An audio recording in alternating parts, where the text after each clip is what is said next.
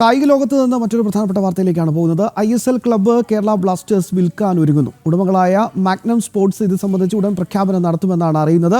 ടീമുമായി ബന്ധപ്പെട്ട് ലാഭം ലഭിക്കാത്തതിനെ തുടർന്നാണ് 100% ഓഹരികളും വിൽക്കാൻ ഒരുങ്ങുന്നത് എന്നാണ് മനസ്സിലാക്കുന്നത്. വിവരങ്ങളുമായി നിഖിൽ കുമാർ ചേരുക. നിഖിൽ, എന്താണ് ഇതിന്റെ ഒരു സാങ്കേതികത്വം?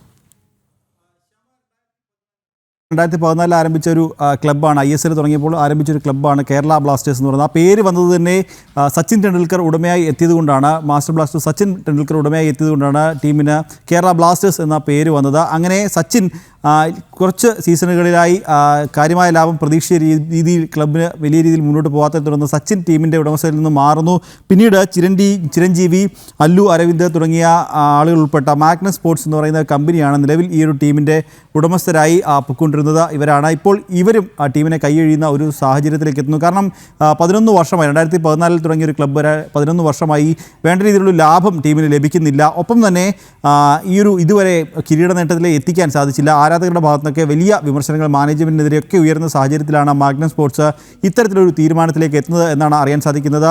ഇത് സംബന്ധിച്ച് അടുത്ത വരും ദിവസങ്ങളിൽ തന്നെ ഔദ്യോഗിക പ്രഖ്യാപനം ഉണ്ടാകും എന്നും അറിയാൻ സാധിക്കുന്നുണ്ട്. അതായത് മുഴുവൻ ഓഹരികളും തങ്ങൾ വിൽക്കുന്നു എന്നാണ് ടീമുമായി ബന്ധപ്പെട്ട വൃത്തങ്ങൾ എന്തായാലും നിലവിൽ പറയുന്നത്. അതായത് പൂർണ്ണമായും ടീമിനെ മാഗ്നം സ്പോർട്സ് ഒഴിയുന്നു. പുതിയ ഓണർ, ഇത് കൊച്ചിയുമായി ബന്ധപ്പെട്ട കൊച്ചിയിലുള്ള ചില ബിസിനസ്സുകാർ ഈ ടീം വാങ്ങാൻ സന്നദ്ധത അറിയിച്ച് രംഗത്തെത്തിയിട്ടുണ്ട് എന്നും അറിയാൻ സാധിക്കുന്നു. ഇത് സംബന്ധിച്ചൊരു വ്യക്തത വരേണ്ടതുണ്ട്. പഴയ ചില ക്ലബ്ബുകളുമായി, അതായത് മുൻപ് ഉണ്ടായിരുന്ന ചില പഴയ ക്ലബ്ബുകളുമായി ക്ലബിൻ്റെ ഉടമസ്ഥർ കേരള ബ്ലാസ്റ്റേഴ്സിനെ വാങ്ങാൻ ശ്രമം നടത്തുന്നുണ്ട് എന്ന വിവരങ്ങളും പുറത്തു വരുന്നുണ്ട്. എന്തായാലും ഈ വരുമാനം ഉണ്ടാകുന്നില്ല എന്നൊരു കാരണമാണല്ലോ ഇപ്പോൾ പറയുന്നത് ഇത് വിൽക്കാനുള്ള ഒരു സാഹചര്യത്തിലേക്ക് പോകുന്നത്. അപ്പോൾ സ്വാഭാവികമായിട്ടും പുതിയ ആളുകൾ വരുമ്പോൾ അവരുടെ ഒരു താല്പര്യവും ഒക്കെ എത്രത്തോളമാണ് എന്നൊരു കാര്യം കൂടി പ്രസക്തമല്ലേ?